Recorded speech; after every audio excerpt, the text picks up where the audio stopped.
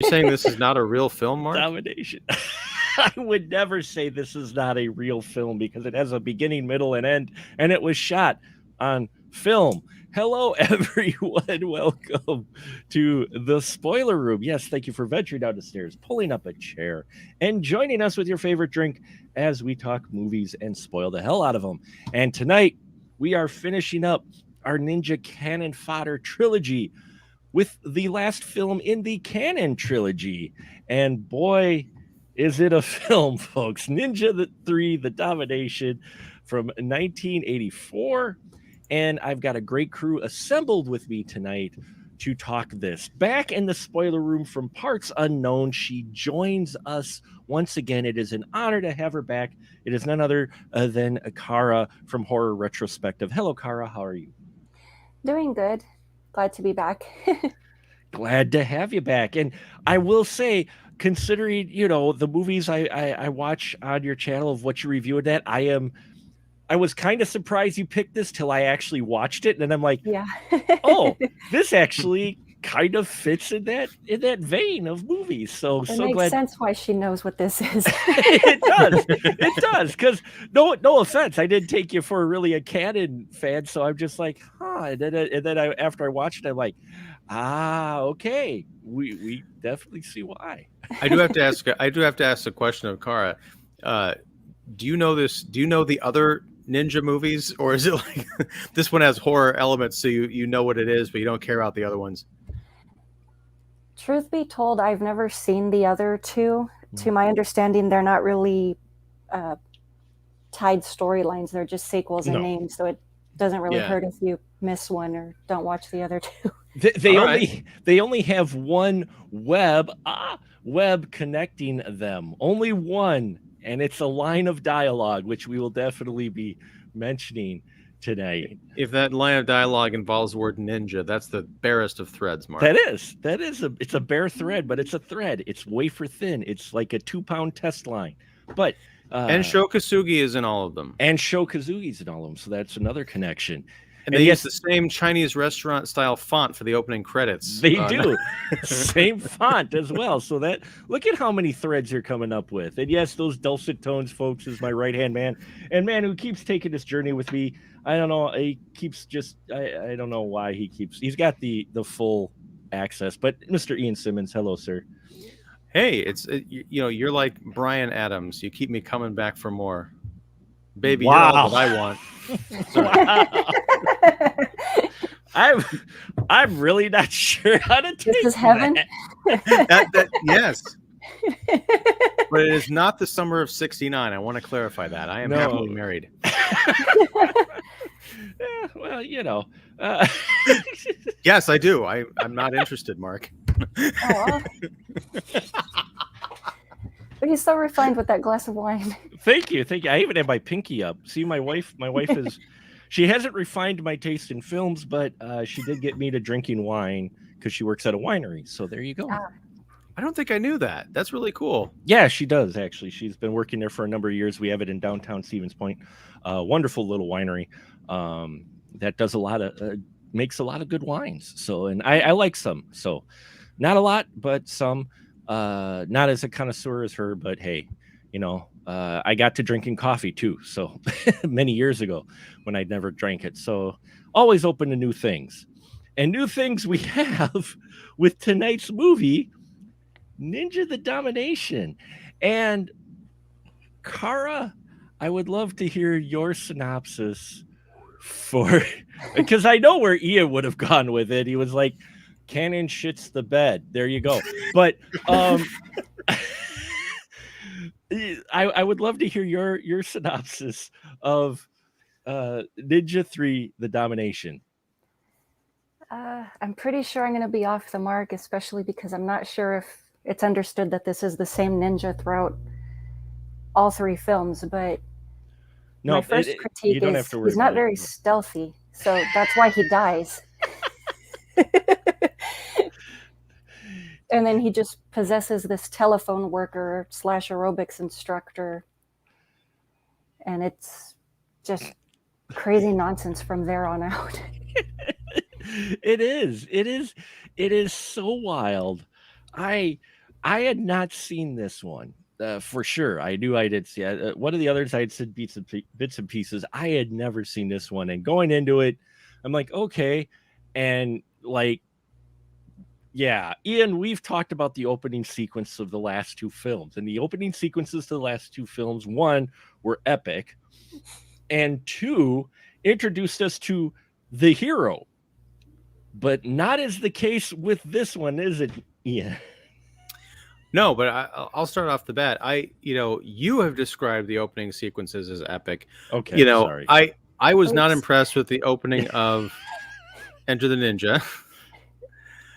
Revenge of the Ninja, I thought had a better opening, but this opening was amazing. I mean, this is like you can honestly watch the opening of this film and maybe a select 5 minutes in other parts and then get kind of the general feel for everything this has to offer. But it's so ridiculous and over the top and so inexplicable. This guy goes into a cave, uncovers a giant rock cooler, and there's like glowing ninja weapons inside. He pulls them out. All of a sudden he's in full ninja regalia, and then he's on the run from the authorities, and they all gun him down like RoboCop style, but he kills like 80 people in the opening like 5 minutes of this movie before getting himself, pretty much killed. I couldn't believe what I was watching, and I loved every second of it. It is epic in a different way, but we're not being introduced to our hero, is where I was going with it. But yeah, that's I was going to try and make some kind of connection with the whole possession thing, but no, that hadn't happened yet, really. This is not the hero. No, if there was an element in there for it, it got cut. Unless I don't think the ninjas are actually named, so his name could have been Hero. That's true. That's very true.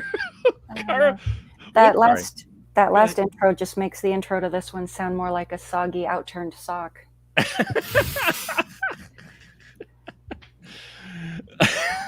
Well, that is what a good chunk of this plot ended up going, though. It is wild. Car, what do you think of this opening sequence? I mean, there's some wild stunts and things going on. Whether they make a lick of sense or not, I'm not sure. But how'd you feel with this opening sequence? It's more the little golf cart that I was laughing at. They're trying to drive away. He's lifting the thing up, and they're like, "Drive, drive." It's like, just get out.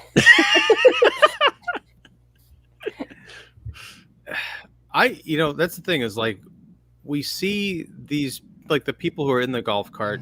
We see them in the opening, kind of like doing something with other people in a big fancy limo, where they're like getting out of the car, and then we see them on the golf cart. But there's no like context. I don't think we're ever given context for who these people are or why they deserve to die so horribly. They just are. And then the cops show up, and then it turns out that the ninja, I guess, just wants revenge against the cops who murdered him, and eventually takes possession of this telephone worker, as you mentioned, Kara. But usually in these kinds of movies, it's a vengeance that the audience can get behind. But in this case, it's just like this evil ninja spirit getting revenge on the people that killed the body it possessed. I'm like, that's one of the reasons I couldn't quite hook into this thing. I'm like, why do I care? Because it's not clear to me that these cops were crooked, but every time there's like a flashback, you're like, I guess they're bad because they were doing their jobs and protecting the golf course from homicidal ninjas. It's just more like very elementary school. You hurt me, so I'm going to hurt you back. Yeah. Yeah, that's the tough part. Is it's tough to get behind him because we're not given the context for the opening murder. We know this guy is something because he's got Goombas with him. This guy in the golf cart that he eventually kills, because he's got 4 henchmen with him that get annihilated, and then he gets killed by the ninja. And later on, there's a line of dialogue mentioned literally in passing that, well, he killed a scientist, and that's all. That's it. We don't know why the scientist was killed. Some context, at least with the other 2 openings, the wild shit that we see happen is given at least some context. In the first one, it was a training. It was him. It was Nero proving himself to be a ninja. In the second one, it was a warring clan with our hero Yosugi, who was leaving, and he left for America. So you got at least some context. But here we get he killed a scientist, and that's it. We don't know. Well, on top of that, we don't know how he killed the scientist. He could have run over a scientist with his car. Like, it could have been a car accident, or he could have had someone murdered. I mean, we're just left to assume because he's surrounded by people. He's got personal security, and the first time we see him is kind of at night, and like looks like there's something shady going on. But I need more than that, especially because we don't ever really get a full answer, throughout the entire film. I just kept thinking, why do I care? But it was kind of upsetting to me because, like, the woman he was with in the golf cart, the ninja just goes and like horribly slices her up too. And we've seen that in kind of these other movies, but it's always established that those are like the bad guys doing stuff to like innocent people, right? In this, it's just a ninja attacking what look like innocent people on the golf course, but there's no relation to a protagonist who's been introduced. It's not like the phone worker, like, oh, that was her dad and stepmom or something. It's just these rando people that were never given any information about. Well, and it's just like the cops. If there would have been some kind of element thrown in that there's corruption in the police force that maybe was tied to the scientist guy he offed, which is where I thought they were going to go with it, because they gunned him down. But no, he's the main ninja we follow is the bad guy. Well, and bad woman eventually. This guy doesn't go down. Holy, he takes 40 rounds point blank, does ninja hiding under the sand, and still has energy to start, running away. And then doing stunts where he hops on top of a car and smashes through. It's insane. It's insane, this whole opening. I thought at least they were going to do something where, because you're right, he gets shot at point blank range, and these cops, they're bringing out like every weapon known to man. I mean, it really is like the Murphy murder in RoboCop. But I was just waiting for them to be shooting at him like 2 feet away, and then it reveals that they're actually just shooting each other because he moves his body so quickly that the bullets aren't actually hitting him. They're hitting the other people. But no. And then he throws the smoke bomb to like disappear. It turns out, at first I thought he was genuinely magic, because I'm like, where the hell did he go? But it turns out he had just very quickly buried himself in the ground. What is this movie? I don't know. I don't think it knows. Cara, what's this movie? It's a dollar store macaroni and cheese mess. Hey, that should go on the poster or the re-release of the Blu-ray. The Blu-ray should have that. It's a macaroni and cheese mess. I like that.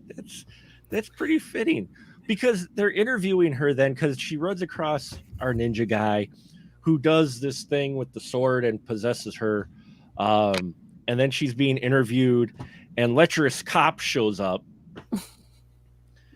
Okay, I need somebody to explain. Karame, you'd probably be the best to explain what her character. This cop is literally stalking her. Yeah. And after he arrests her for defending herself against would-be attackers / rapists in the alley in front of a bunch of people, they go back to her place and make it with some V8. What am I missing with this? What's her motivation for it? What was it? Was it the fact that he was going to let her out the car? Am I missing something? That seems to be the thing that changed her mind. Is he's like, I'm just tired of your attitude. Get out. Then all of a sudden I don't know, maybe she just likes guys that look like they're not really human. He kind of looked like a reject from Police Academy. Good call. He looked like a dime store Mahoney. He really did. a dime store Mahoney to go with the dollar store mac and cheese. This is perfect. You go. This is perfect. Now we just got to get nickel and dime in there, and there you go. I just like that. Okay, because we're kind of jumping around, but there was the aerobics class workout, and then after that she's leaving, and she goes out the back and she sees a bunch of the guys who are in there working out and ogling the girls in their leotards and stuff. They're practically sexually assaulting this woman in an alley. And she goes, our main character, Christy, played by Lucinda Dickey, goes and defends this woman and beats the crap out of these guys. And then the cop, a crowd starts forming, and you realize that the cop, who's there in plain clothes, is just standing back watching that. He's not at any point jumping in and saying, "Look, I'm a police officer, cut it out." And to the point where, as they're leaving, he says something like, "I've got to get you out of here or else you're going to get booked for assault." I'm like, what? I don't think that's how the law works, buddy. Yeah, especially with all those witnesses. Right. Who did nothing. Yeah. Literally, that whole scene, I'm like, now granted, Lucinda Dickey, she came from a dancing background, which, again, here comes the shill. Yes, the Canon Film Guide Volume 1, it does have a chapter and interview with the stunt coordinator who would become a staple, Stephen Lambert, who was in Revenge of the Ninja. He played the demon steel-faced ninja mask at every time there was the mask on. He played that was him the whole time. So he stunt coordinated this, and he trained her how to do some basic martial arts stuff, which comes through here. She actually gets to do some pretty cool.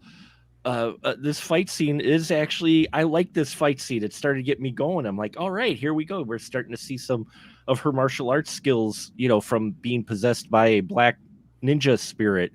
Okay, that's coming through, and she's starting to kick their butts.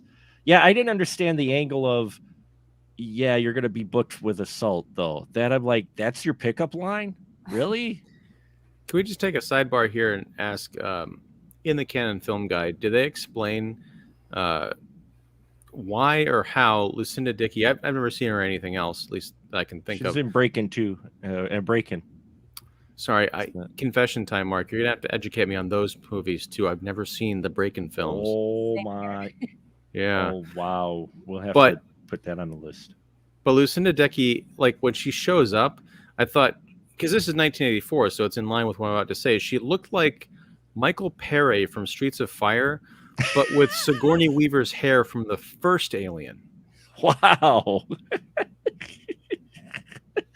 Well, but that's the thing. Watching the entire film, I just kept thinking how awesome this is, and I'm watching this bizarre movie hybrid character. I couldn't get that image out of my head.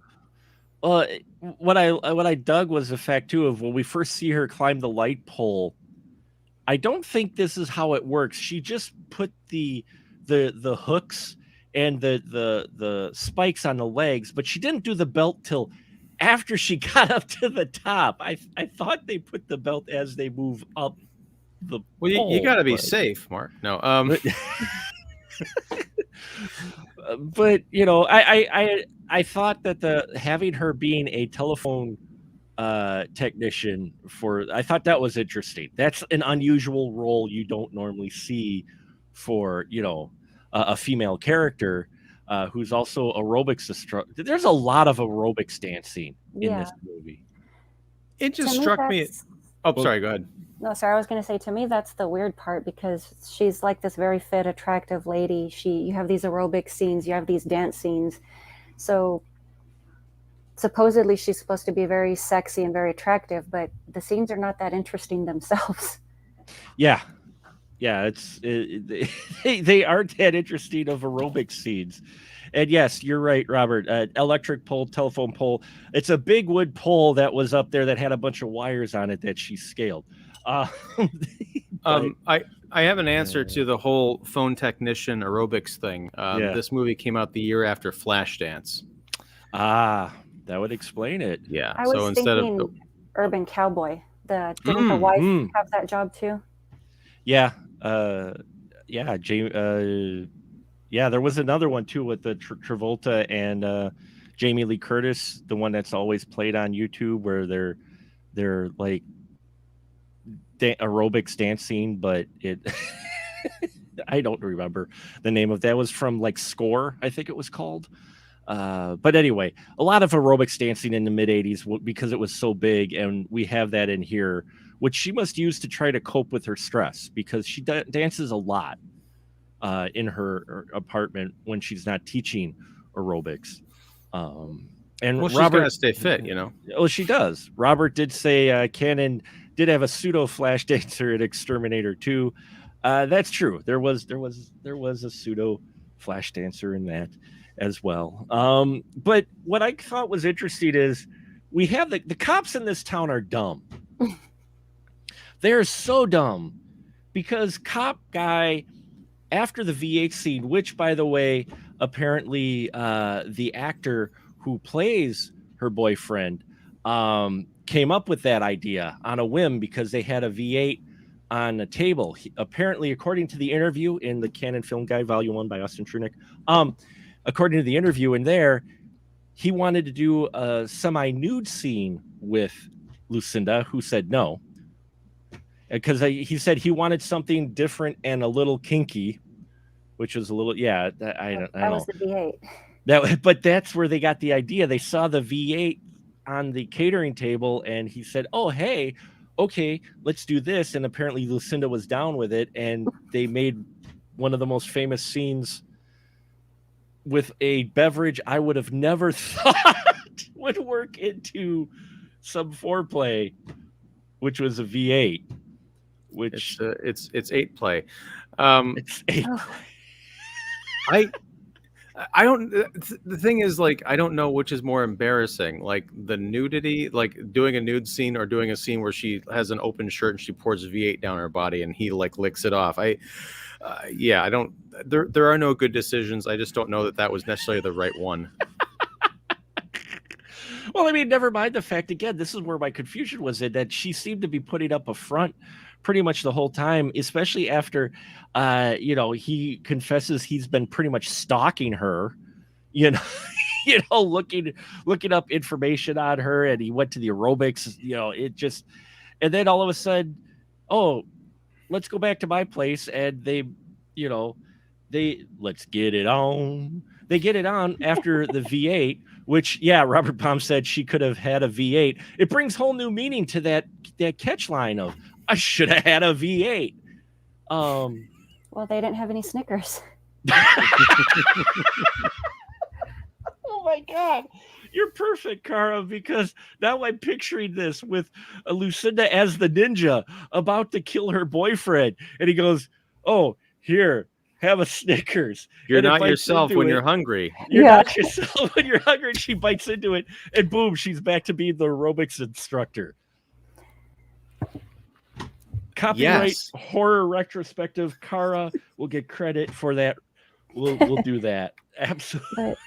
But the character didn't seem to be very well written. Like, she's very independent. She doesn't want the guy around. She's almost like a guy hater. And then they go back to her apartment, and then she's super clingy. Like, he's kind of like, take a nap, whatever. Yeah. Well, maybe this is some subtext, because at this point she had the encounter with the ninja. So maybe that was like the ninja kind of working its way into his psyche. Like, maybe the ninja was really into the cop. And this is coming through back in the apartment. I don't know. That's a little progressive for 84 in canon, but so is her following. Because you mentioned, Mark, that he's a really kind of a creep. He is. He comes off as a creeper this whole. The only excuse I have is this is the 80s, back before men being creepy was creepy and unacceptable, allegedly. I just don't know, but you're right. Her character is. It seems like they're trying to do the strong 80s, the strong female character breaking the mold until not. Mm-hmm. And I didn't quite get that. It's like maybe she likes creepy guys. I don't know. But this guy is the most clueless cop, because ninja slaughtering massive cops in the park. he was there. He was there, and she just happens to have a ninja sword, a sword in her closet that she just happens to keep hanging on the wall sometime. And I'm like, you sure you don't want to do a little more questioning, Columbo here?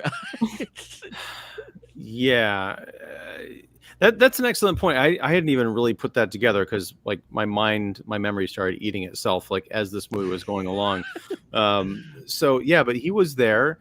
It's as we mentioned before, these movies kind of started the ninja craze in America, right? So it's not like he would see a ninja sword in her closet or whatever and think, oh, well, you know, everyone's into ninjas, so why not? It's a very specific thing to have on you. Well, never mind. Later, she goes and he takes his girlfriend. Boy, if you want to endear yourself, I think, to your significant other, take her to get a psych eval. Which Robert is getting to one of my favorite lines. The doctor, yes. And that's where I was going as well. The doctor mentioned her preoccupation with Japanese culture. You're fine, except for your preoccupation for Japanese culture. Her cop boyfriend is in the room when he says this. She has a sword. Preoccupation. Blackouts. You missed the first part. You're fine, except for your exceptional extrasensory perception and your preoccupation with Japanese culture. Yeah, that just comes out of nowhere too. You're like, wait, what? She has wait, what? Where'd the ESP thing come from now? And they never do anything more with that. Well, let's just, the elephant in the room is that this movie, I don't think they would have had time to put all this together in the wake of Ghostbusters, but both movies came out in '84, and there is so much Ghostbusters all over this this movie. It's almost impressive how they recreate like the woman alone in her apartment, all the sort of weird lights and stuff levitating and coming out of places is amazing. That never occurred to me, but I can see it. Yeah.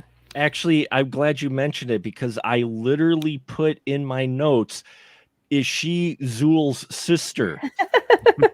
I have that in my note. After the video game that she has a stand-up game, which Canon has their own game in this film. She's got a stand-up. So, and this laser, there's a sequence where this laser comes out of the video game and scans her face, and she starts breathing heavily with the low. I was totally waiting for a Zool to come out because the eye makeup and the hair and the wind and the lighting. I'm like, they're totally ripping off Zool here. Just waiting for Rick Moranis to knock on the door, asking for, like, if he can borrow some peanut butter or some nonsense. I don't know, but you're right. It does borrow from Ghostbusters quite a bit. You know, it's so the boyfriend is like, oh, you're possessed by a demon. I forgot where that theory came from, but it was like, so let's go get you. Oh, that's what it was. Since she was heavily into the ninja stuff, blacked out, she was all banged up. They're like, oh, well, let's take you to see a mystic buddy of mine, played beautifully by one of my favorite characters. James Hong shows up in this. God bless him. Who plays the guy who's going to do an exorcism on her because he detects that the spirit of the Black Ninja is in this woman. And Kara, we suddenly jump from like ninja mysticism to full on exorcist, don't we? It is. It's. I totally got that very exorcist, but then she starts practicing gymnastics in the middle of this, just flipping and flipping. That reminded me of those scary movie kind of parodies that we were talking about in the pre-show, because when she starts doing those full-on vertical flips, I was like, this is like Sam Raimi meets the Zucker brothers. I mean, I don't know what I'm looking at, but it was pretty cool. It was humorous. Yeah. And then she goes on full demon exorcist type of thing. And it's like, what? And it's just, goes on from there. She kills more cops. Her boyfriend's still kind of clueless. He wants to help her. Never mind, she's killed some of his co-workers. How did this guy ever become a cop? I don't know. Well, given the company that he's in, he might have been top of his class at the police academy. Robert's got a great comment down there, Mark. Either on sneak previews or at the movies, one of the critics quipped, "Who are you going to call Ninja Busters?" I'm just amazed that the TV critics reviewed this movie back in '84. Yeah, Canon had made big bucks off of Revenge of the Ninja, and that's why they released this one. And Menachem was big on the, hey, I want a female ninja, which explains, thanks to the description here in the book, which you definitely should pick up, folks. She actually apparently, well, it threw me off when they said female ninja, because my limited knowledge of ninja from film and some literature and that, I'm like, aren't a lot of female ninjas out there? At least they're, I'm like, I don't know if that was allowed. And sure as shit, in the book, they describe on how Kosugi was against a female ninja because she wouldn't be trained in the arts. Women aren't ninjas. So the way they got it to be acceptable was the demonic possession. He was okay with a demon possessing the woman and giving her the ninja powers. He was not okay with her learning the ninja powers herself. So he's like, look, I'm totally down for like demon possession, but a female ninja, that's just science fiction. Get that shit out of my script. Right? Well, different times, different culture, different perspective. Not agreeing with it, but so yeah, we can call him officially chauvinist Kosugi. But it made sense when the minute I heard that it was going to be a female ninja, I'm like, that explains the supernatural element, because I was figuring that's the only way that they felt the need to be able to explain it away, rather than her just being a badass, And Robert said, you have to wonder if the country club groundskeepers ever wondered where they saw a guy go into a cave to put on his equipment, because this cave with the magical items, that's what got me. Is our original ninja dies, she gets possessed, she decides to go on her final revenge rampage with dressing as ninja, and you've got the mystic case again with all the weapons. Again, they returned, as well as the suit in this cave that appears to be near not only the country club, but a temple that's badly composited into the Phoenix escape.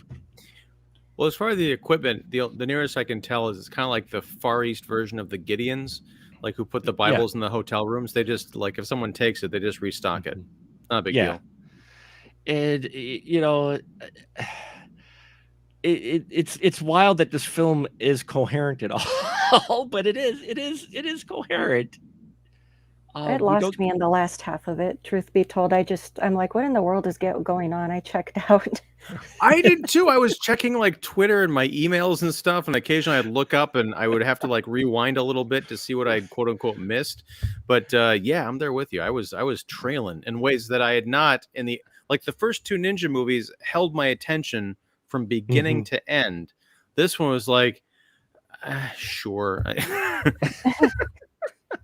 Well, because because we've missed our most famous guy, the guy who has linked all of these films. Sho Kosugi does show up at one point as Yamada, who has a history with this dark ninja. I think, based off of a couple flashbacks, which are hard to tell, but it looks like a black ninja is the reason why he's missing his eye. And he's got this really cool eye patch that's out of the hilt of a katana, I think it is, or of a ninja sword.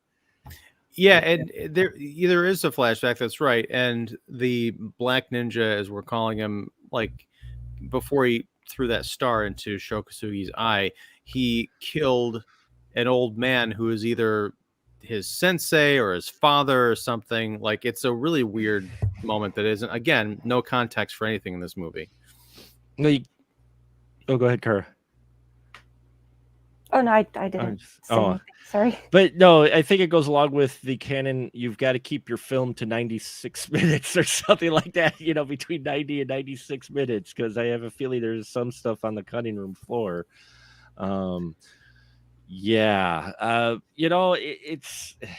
just wild, because you think about them not trying to explain away her having the martial arts thing, which I don't agree with. I'm like, she could just be a badass. Look at Symphony Rock. We had female martial artists who could be badass, but so they explain that away so they could get Kosugi. They do get a fun fight at the end. Though there is a little bit of bad editing, because at one point Christy she's possessed by ninja. She goes up to a door. I think it was no, it wasn't her. Yamada is looking for evidence of the demonic ninja. Pardon me, my brain jumped there for a minute. I apologize. He runs up, and the door is closed to the back of the cop office. Okay, I put that in quotes because it looks like the back of a school. Anyway, he goes up, he sneaks into the grounds because he's going to go break into the morgue, and he's standing, and the double doors are closed.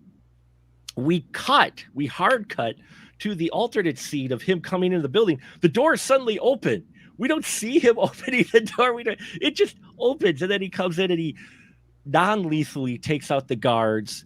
And we have that wonderful moment where he's in the morgue with the two guys who are in the morgue, where he's just like, come on. And he knocks them out.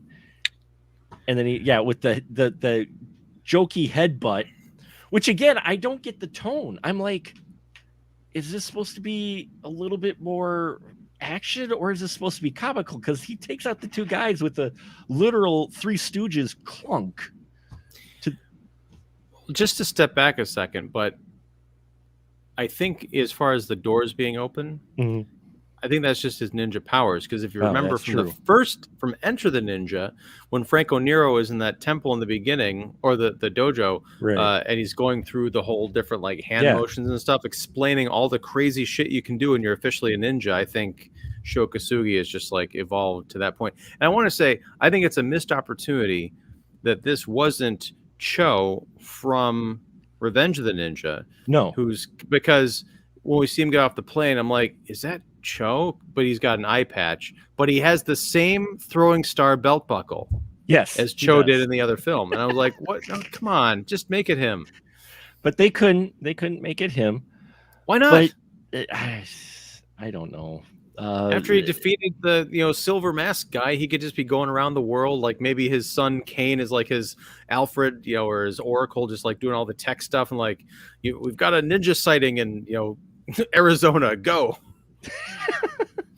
I don't know, but I mean, the editing is choppy in this film, and the tone's all over the place, and Kosugi does get the fight at the end, so at least get some Kosugi action. I mean, you got this very talented guy, but apparently he was shooting a very short-lived show called The Master at the same time with Van Cleef, and so his time was limited, which is why we don't get a lot of Sho Kosugi action in here till the very end, where he takes on the Black Ninja, which was an interesting way to get around it, folks, because I was trying to figure out where they were going to go with this. Christy has been possessed by the Black Ninja, the demonic ninja. She took out a few cops already.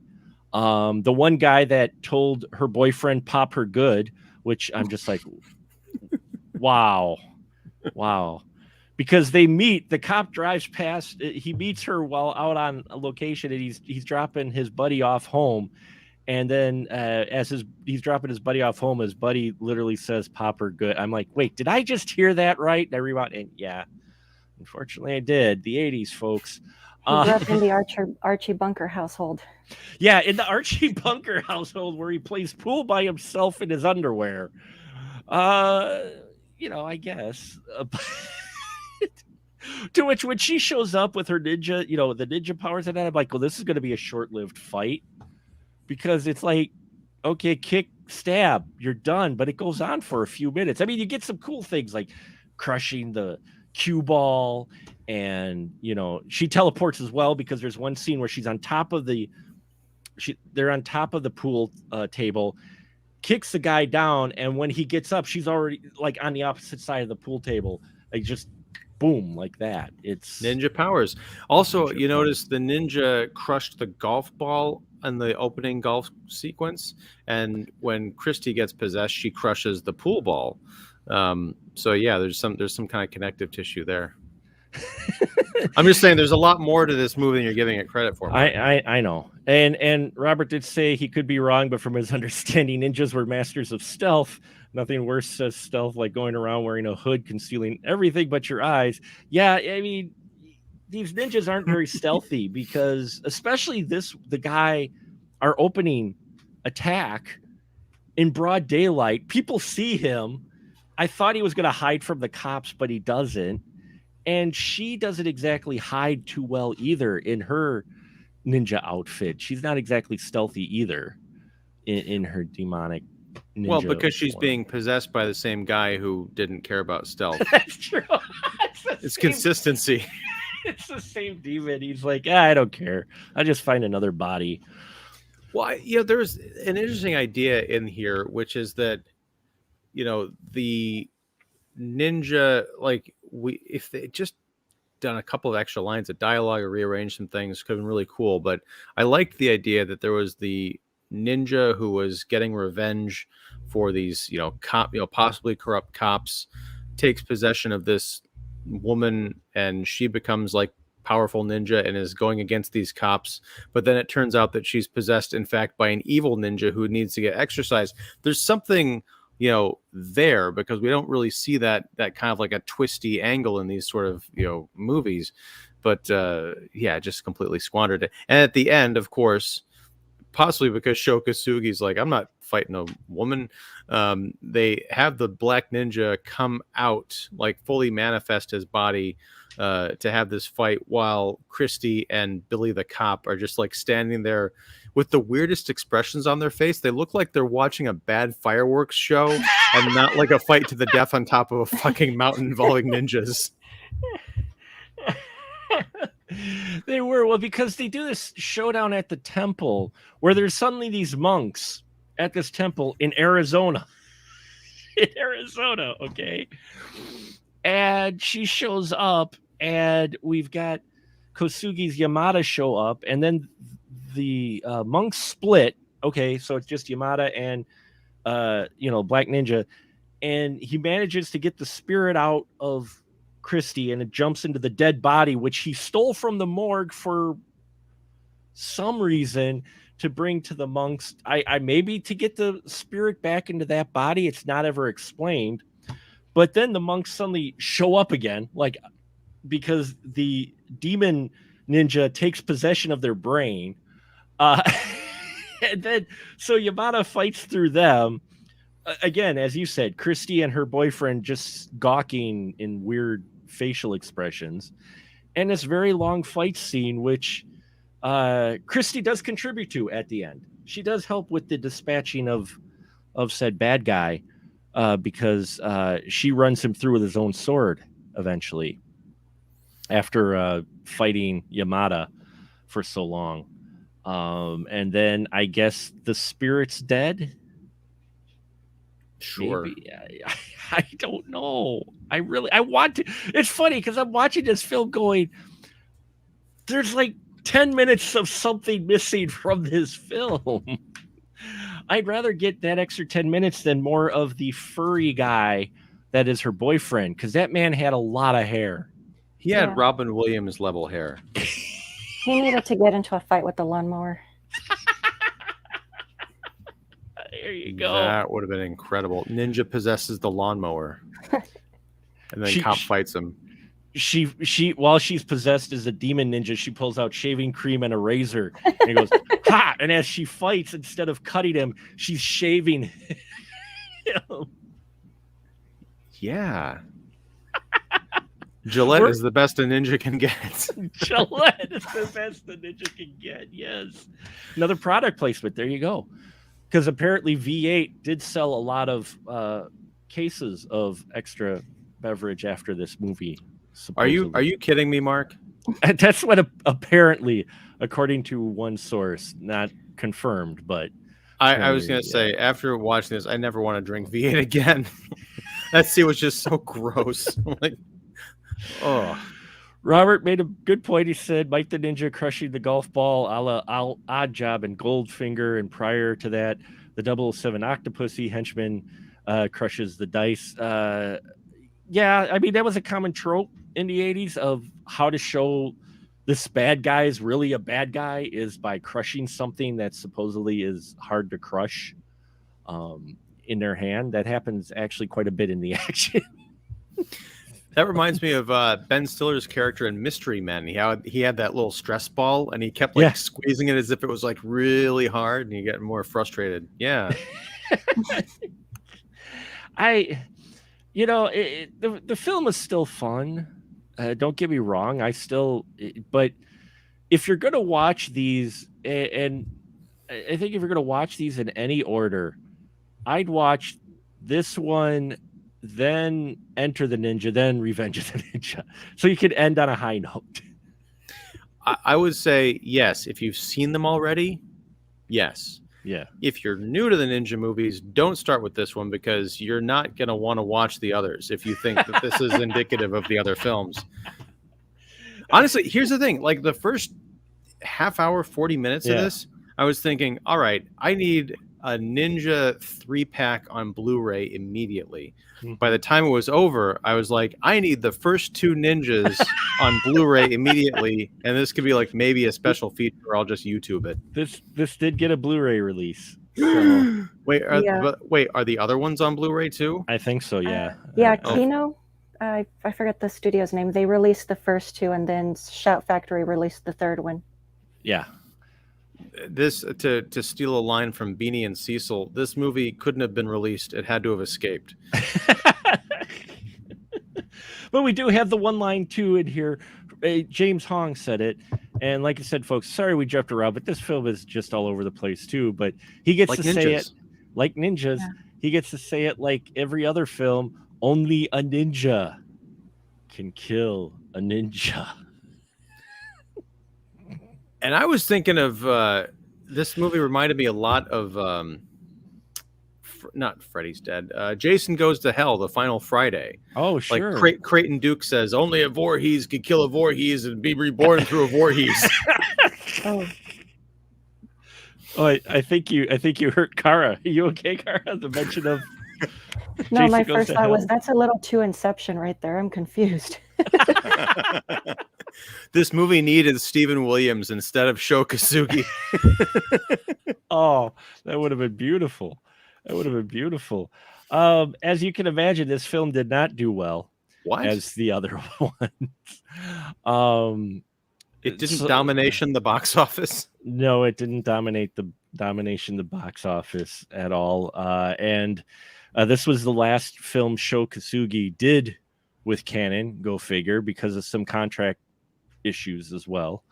But it did lead to eventually what we got American Ninja a few years later, because they wanted to reboot the Canon Ninja world. And so they started American Ninja with Michael Dudikoff, and that just took off. So we know where that went to.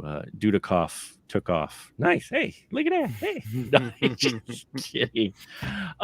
Kari, your final thoughts with this film? I know you're a little bit all over the place today, but I mean, would you say yes, watch it with alcohol, or just watch it? I mean, what are your final thoughts with Ninja 3: The Domination? I would say definitely if you're just having a bad film Raz night, have some alcohol, have some snacks, just have fun making fun of it. I can't really recommend the first 2 because I've never seen them, so I would go left field and say just double feature it with The House Where Evil Dwells. Oh, yeah. There you go. Or triple feature it and then just watch House from the original House, not House with William Catt, but the House before that. By I forgot the name of the director, but with the cat and the talking, floating decapitated head, which That film's wild as well. God, I love that movie. Yeah, what about you, sir? It's tough. It's really tough. I don't know if I can recommend this movie or not. I'm honestly torn. I'm torn. Well, if there was, I don't know what's on the Blu-ray, but Kino Lorber or no, Shout Factory put it out, so chances are they've got some supplements. I would say if there's an audio commentary, watch it with the audio commentary because you're probably going to learn something. It'll be like educational and give you a reason to stay tuned in. That's about all I can say. Because otherwise, there's weird, wacky stuff all throughout this movie, but it oddly becomes kind of boring after the first 40 minutes. Whereas there's outrageous stuff in the first two Ninja movies, but they're in service of stories which are, pretty amazing. I will say one of the threads here is this movie has another hot tub death, which is pretty impressive. There's a hot tub death. Very cold-hearted. There's one thing, like if this had been a real movie, then because it's clear that Christy doesn't know that she's being possessed and doing all these horrible things as the ninja. She has no memory of these attacks.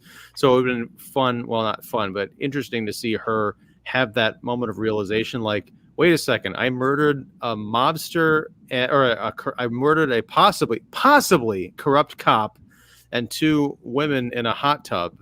Like in the most horrible way imaginable. My God, what am I? And I didn't even break a nail. She didn't even break a nail. Yeah, that was weird. She was in the cop shop. She was looking for her boyfriend, and then she saw the cop come out with two ladies, and they go to a spa. Yeah. And the ladies in there, that was really weird. The ladies in there, it looks like it's gonna be a menage a trois with the two ladies and him, and then our ninja shows up. She's shows up and she's just standing there staring at him, and it's like she just walks up and kisses him deeply, and the two women with him are like, well, fine, whatever. And the one's like, I'm gonna leave, and the other one, no, I want to watch, he's horrible. Yeah. Oh, good. I wasn't the only one that thought that was weird. Like, I'm like, you're pissed at him, so you're going to stay and watch? Kink is very powerful. I there's something, but I mean, she takes them out with a ninja ring, which is cool. Death poisons him, scratches the other, and then garrots the other one with something. A rope or something. She kills the other one. It's pretty impressive hot tub death kill. But yeah, it's another hot tub death kill. And as Robert Baum put it, there was a hot tub death in Tightrope. Yeah. And yeah, that was in 84. So, I mean, well, hot tubs were big back in the mid 80s too. So, they were key to scenes where you would want to dispatch people, I guess, because of what they represent. I don't know. The only one I can think of is the Halloween sequel. They had a hot tub scene too. Oh, yeah. Yeah, they did. So, if you want to survive, folks, don't get a hot tub and you won't get killed by ninjas or serial killers or slashers. That's a good moral, a good lesson to take away from this. Or at least, yeah.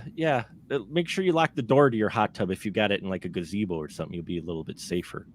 And Robert, yes, you are right. It wasn't that many years later. American Ninja did come out a year after this was released. Though what's interesting is Ninja 3 Domination with Lucinda, it was released after the Break-In movie, but it was actually filmed before. So it was really weird how that played out because she became a star through that film. And then they released this one. So I imagine everybody's like, oh, let's go see this one. And they're like, what? Where's the breakdancing?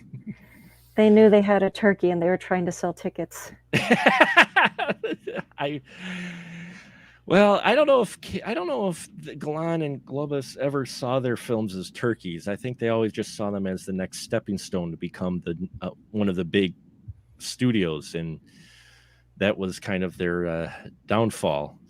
And Robert also said actually that was a therapeutic rehab tub in Halloween 2. So, but by the end, it was a hot tub. It was a hot tub. So there you go, tub nonetheless. there was a death and there was a tub of water and someone died there. And it was hot. But yeah, Ninja 3 Domination, definitely an odd entry.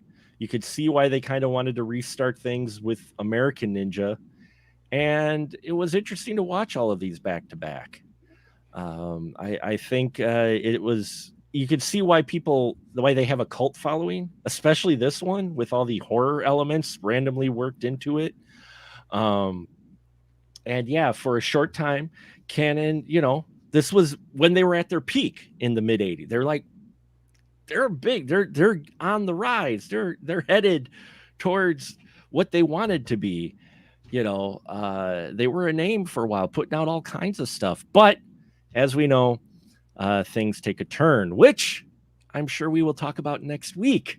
But before we tease that, I want to thank my panels, my crew members here for joining me, Kara and Ian. Thank you so much. Thank you, Robert, for all the wonderful trivia tidbits, and all those who have also tuned in live. And now this is where I give my crew the license to shill. So, Kara, if you could go ahead and let people know where they can find your stuff at. I'm mostly on YouTube, so that would be YouTube/horror retrospective.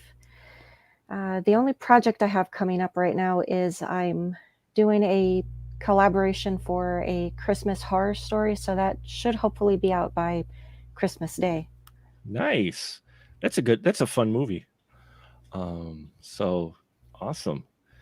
Look forward to seeing that. You got some other great retrospective stuff on there. I've watched quite a bit, some insightful stuff for older horror, because I think we need to look back at some of those films, and like films like this, to appreciate what we have today.